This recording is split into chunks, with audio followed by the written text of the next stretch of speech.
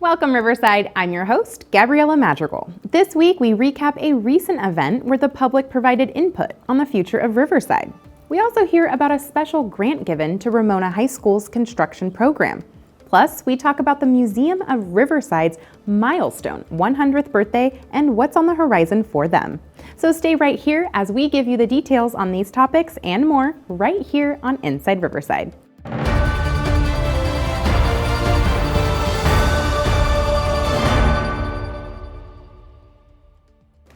The City of Riverside has recently launched its General Plan Update and Climate Action and Adaptation Plan, known as the GPU and CAAP, with the goal of creating a sustainable, livable, and more resilient Riverside by 2050.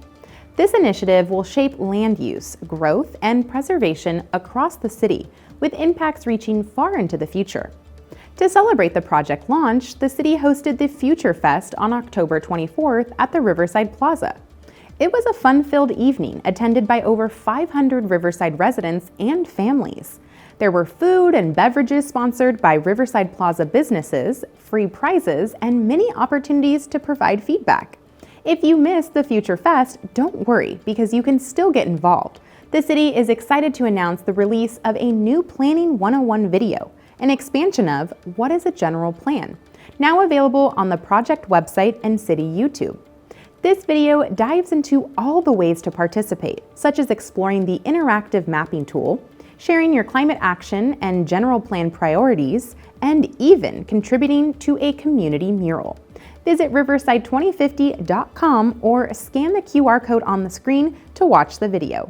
Stay in the know for upcoming events and opportunities to share your vision of the future of Riverside.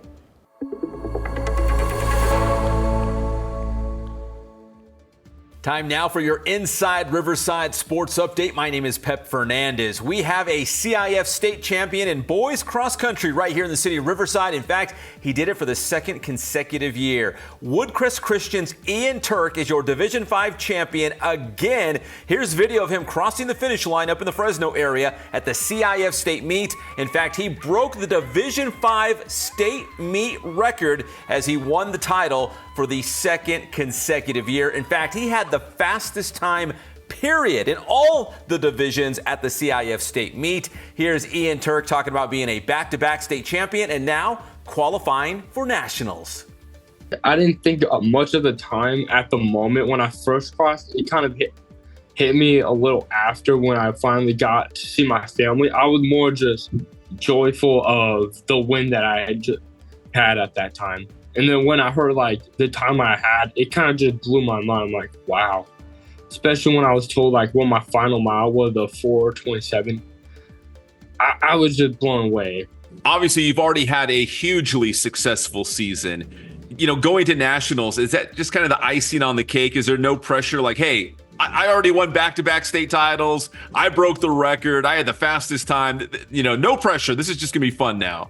A little, but also being having the number one time for California, there's a little pressure on that going there in some given reasons, but it's also kind of at the same time not much of a no pressure because it's now that I'm here, just go out there, go have fun with it, and ultimately walk away just saying I gave it my all that day, and then not one other thing I would have changed. Kind of like how I did at state this past weekend. So.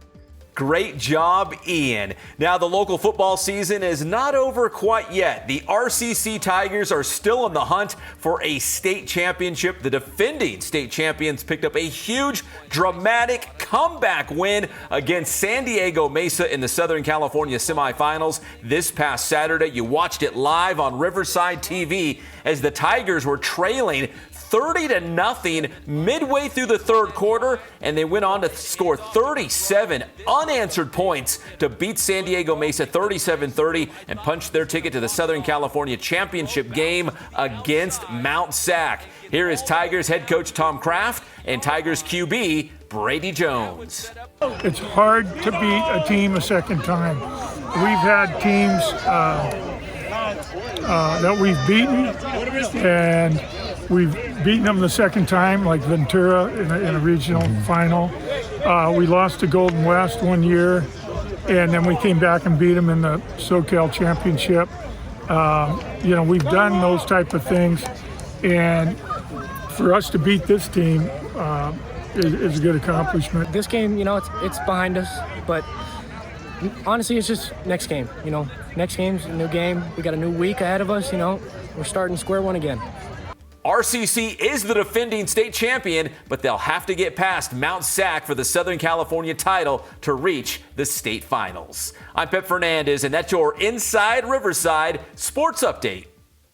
Keep up with the latest on Riverside TV with the Watch Riverside website. You can even add it to your mobile phone. Simply navigate to watchriverside.com on your favorite browser. Tap the share button, then select Add to Home Screen. And there you have it. Now you have quick access to Riverside TV while on the go. Riverside Unified School District just scored big with a DeWalt Grow the Trades grant. Ramona High School's Construction Career Technical Education program is about to get stocked with shiny new tools and equipment, setting students up for success in the world of construction. It's all a part of DeWalt's $30 million 5-year plan to tackle the skilled labor shortage and train the next generation of tradespeople. RUSD is one of just 166 organizations nationwide to get this honor, standing out for its dedication to trades education. This grant isn't just about tools, it's about building opportunities, crafting careers, and giving students the skills to construct their own futures. The trades are in good hands, paving the way for what comes next. The Museum of Riverside is celebrating its 100th birthday in style. Founded back in 1924, this museum has grown from a small collection of indigenous art and artifacts to a treasure trove of local history, culture, and natural wonders. This milestone year features the Dear Riverside exhibition, 100 community programs, and a grand gala at the Riverside Municipal Auditorium on December 12th. As the museum looks to its second century, plans for an expanded downtown location aims to continue community involvement and celebrating Riverside's vibrant history and future.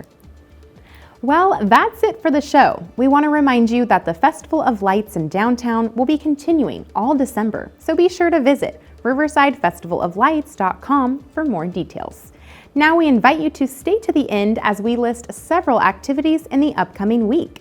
You can also find out more by visiting riversideca.gov/calendar. I'm your host, Gabriella Madrigal, and I'll catch you next time on Inside Riverside.